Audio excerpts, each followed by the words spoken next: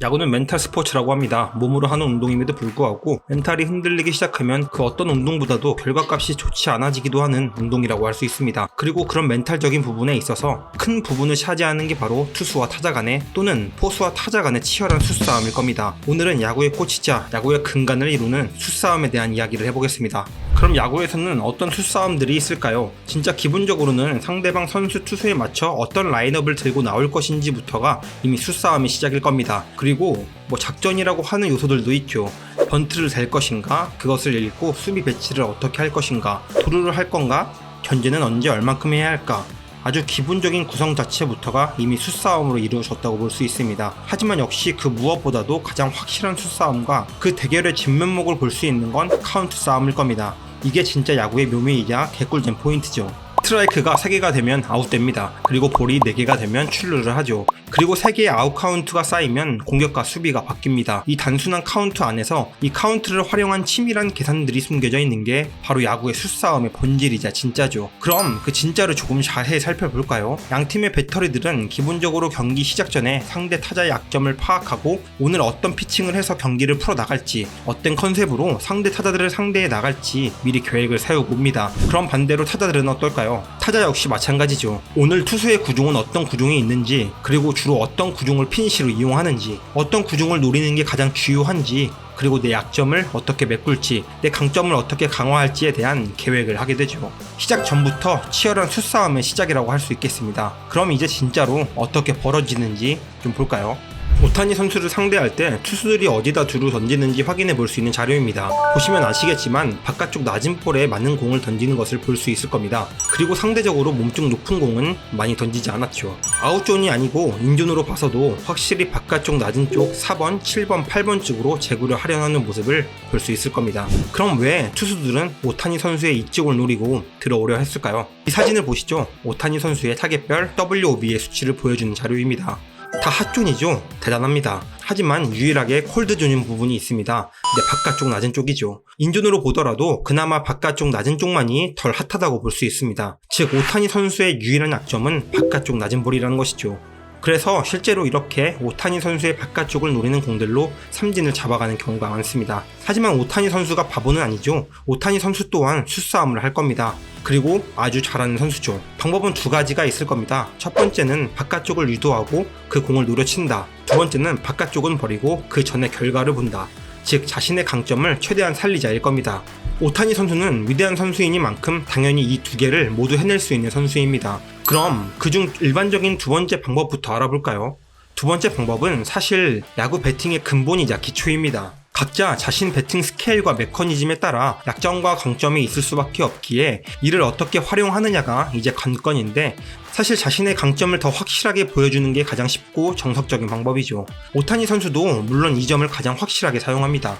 예컨대 보였던 것처럼 오타니 선수의 약점이 바깥쪽인 걸 모두 알고 있습니다. 이럴 때 투포수는 스트라이크 3개를 모두 바깥쪽에만 넣을 수 있을까요? 당연히 불가능합니다. 물론 기본적으로 모든 공을 자신이 원하는 데 놓을 수 있을 만큼 제구하는 것도 쉽진 않겠지만, 보다 근본적으로 모든 공을 같은 코스로 던진다면 그것을 가만 보고 있을 타자들은 없습니다. 결국 최고의 약점을 공략하기 이전에 셋업 피칭을 할 수밖에 없습니다. 여기서 수싸움의 영역이 또 들어갑니다. 이 셋업 피칭에서 어떻게 물고 물리냐의 싸움이죠. 바깥쪽 낮은 쪽으로 피니시를 쓸 것인가, 바깥쪽 낮은 쪽으로 카운트 싸움을 하고 반대로 몸쪽으로 피니시를 쓸 것인가, 아니면 좋아하는 몸쪽으로 던지되 조금 바짝 던져서 파울이나 범타를 유도할 것인가, 여기에 추가적으로 어떤 구종으로 타이밍을 어떻게 뺏을 것인가에 대한 수싸움까지 들어가죠. 몸쪽으로 패스트볼을 찌르고 바깥쪽 커브로 삼진을 잡을 것인가, 바깥쪽으로 잘 휘두르지 않으니 좀 더 안쪽으로 슬라이드를 던져 카운트를 잡고 몸쪽으로 던져 시야를 흔들고 다시 바깥쪽으로 던져서 아웃 카운트를 잡을 것인가 등등, 배터리와 타자 간의 수싸움은 정말이지 한 구 한 구 치밀하게 적용되는 것이죠.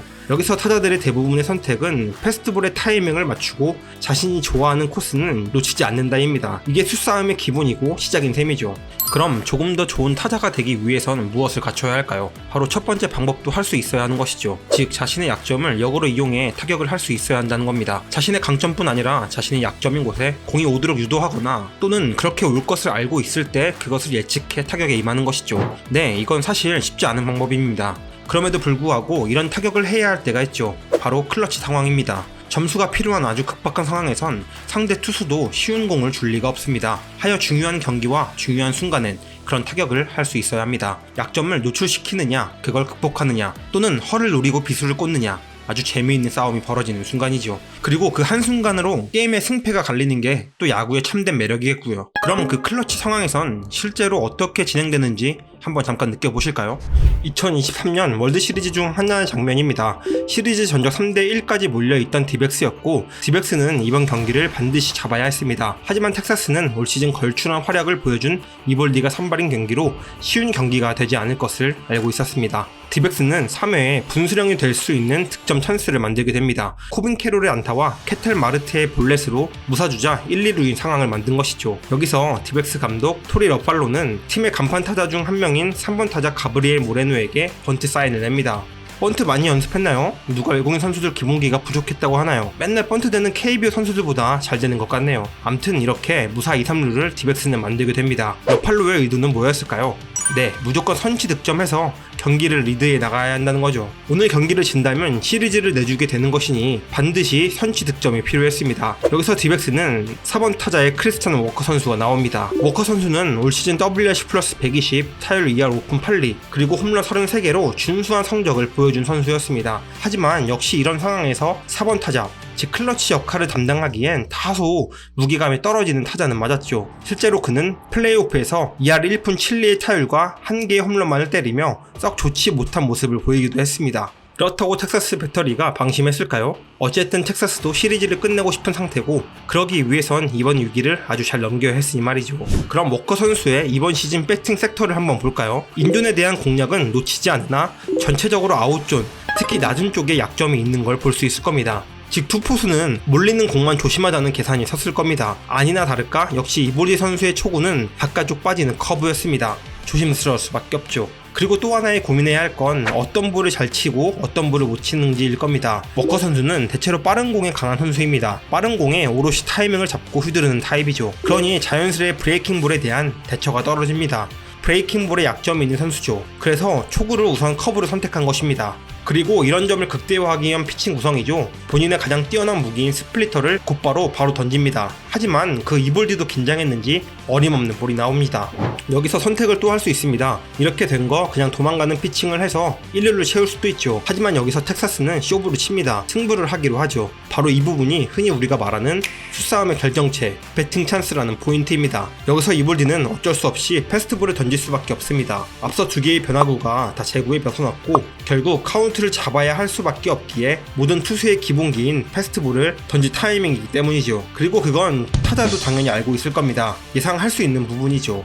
그리고 던진 패스트볼, 하단 쪽으로 기가 막히게 제구가 됐고 패스트볼인지 알고 있던 워커 선수는 이 공을 결과로 만들어내지 못합니다. 상당히 아쉬워하는 게 보이죠. 그리고 아마 포수는 생각했을 겁니다. 이건 잡았다 라고 말이죠. 그래도 여전히 불리한 볼 카운트입니다. 2&1인 상태죠. 여기서 포수는 타이밍을 어그트리는 브레이킹 볼을 유도할 수도 있었겠죠. 하지만 앞서 스플리터가 그렇게 제구된 걸 보고 여기서 쉽게 꺼낼 수는 없었을 겁니다. 그래서 로케이션을 변화를 줍니다. 상단 쪽으로 유도하죠. 타자는 상단 패스트볼이다 하고 휘둘렀지만 이 공은 살짝 비껴나가는 커터였고 결국 또 정타를 만들어내지 못했습니다. 아마 컨디션이 좋았거나 인류 선수였다면 이번 공에서는 아웃이 되든 안타가 되든 반드시 인플레이 타구를 만들어야 했었던 공이었습니다. 하지만 워커는 이전 패스트볼이 머릿속에 남아있었을 거고 결국 이 결과를 만들어내지 못했고 카운트는 2&2로 가게 되죠. 이젠 배팅 찬스가 아니죠. 불리한 카운트가 되어 역으로 삼진당할 위기가 됩니다. 이 순간 포수의 끄덕임을 보시면 아시겠지만 절대 못 친다는 계산이 머릿속에 있었을 겁니다. 이전 직구에도 타이밍이 맞지 않았으니 말이죠. 워커 선수의 표정을 보면 알겠지만 아주 뜬내하는 표정이죠. 네, 바로 아주 불리한 상황이 돼버렸죠. 반대로 이볼디 선수는 자신감이 붙은 표정이죠. 이 새끼 이거 못 치네 라는 느낌으로. 그리고 다음 구는 패스트볼 요구했고 이볼디 선수는 아주 완벽한 컨트롤로 바깥쪽 꽉 차는 96마일 포신 패스트볼을 던집니다. 가뜩이나 몸쪽 스플리터까지 본 상황에서 이 타이밍을 절대 맞출 수 없었던 워커 선수는 아주 깔끔한 삼진을 당하게 되죠. 진루 작전이 나온 후 첫 타자가 이렇게 삼진을 당하면 거의 10번 중에 9번은 실패하는 게 또 야구의 국룰 아니겠습니까? 당연히 다음 타자 역시 깔끔하게 범타 처리되죠. 결국 이번 찬스와 뒤에 이어지는 만루 찬스를 모두 놓치며 야구의 또 하나의 국룰이죠. 위기 뒤엔 뭐다?